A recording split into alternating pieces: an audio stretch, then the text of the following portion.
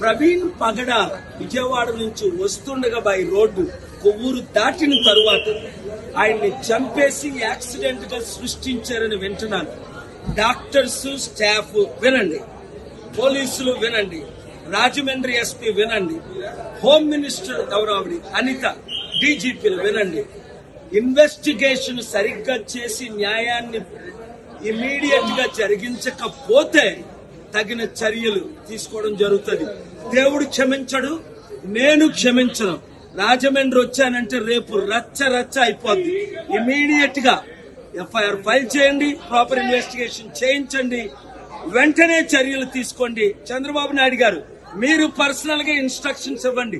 ఎందుకంటే ఈ మధ్యన పవన్ కళ్యాణ్ రెచ్చగొట్టిన మాట్లాడాడే, అందుకు ఇది జరిగిందని ఆయన ఫోన్ ట్యాప్ చేయండి. ఎవరెవరు ఆయనకు శత్రువులు ఉన్నారో ఇన్వెస్టిగేట్ చేయండి. ఇవన్నీ చేసి న్యాయం చేయండి, లేదా చిత్తుగా ఏం చేస్తారో మీకు తెలుసు. Thank you.